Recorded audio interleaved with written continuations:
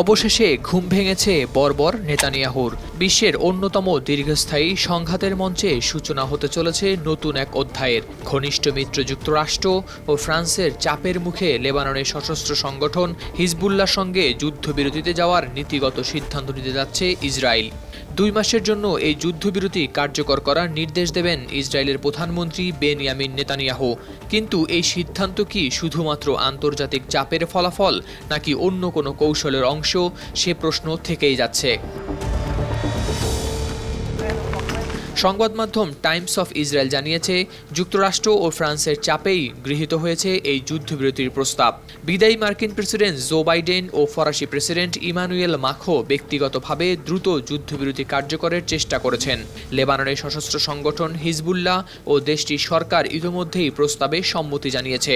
প্রতিবেদনে আরও বলা হয়েছে, আজ মঙ্গলবার ইসরায়েলের প্রধানমন্ত্রী বেনিয়ামিন নেতানিয়াহু হিজবুল্লাহর সঙ্গে 60 দিনের যুদ্ধবিরতি প্রস্তাবে অনুমোদন দেওয়ার নির্দেশ দেবেন।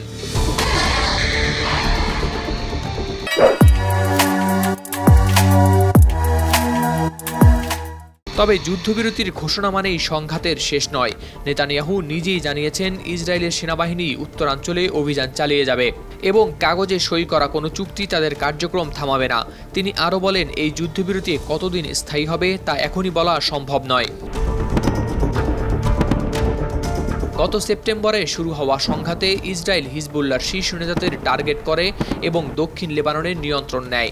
পাল্টা প্রতিক্রিয়ায় হিজবুল্লাহ ইসরায়েলের স্থাপনাগুলোতে ক্ষেপণাস্ত্র হামলা চালিয়ে যাচ্ছে। এমনকি সর্বশেষ আক্রমণে তারা ইসরায়েলের বিভিন্ন স্থাপনায় 340টিরও বেশি ক্ষেপণাস্ত্র নিক্ষেপ করে। এই যুদ্ধবিরতি বাস্তবায়িত হলে 2 পক্ষের জন্যই এটি হবে অস্থায়ী বিরতি। যুক্তরাষ্ট্র ও ফ্রান্সের মতো শক্তিশালী মিত্রদের প্রচেষ্টায় সংঘাত আপাতত কিছুটা থামলেও এর ভবিষ্যৎ টিকে থাকা নিয়ে আশঙ্কা থেকেই যায়। এখন দেখার বিষয় যুদ্ধবিরতি কতটা কার্যকর হয় এবং এই সিদ্ধান্ত মধ্যপ্রাচ্যের জটিল ভূরাজনীতিতে কী পরিবর্তন বয়ে নিয়ে আসে।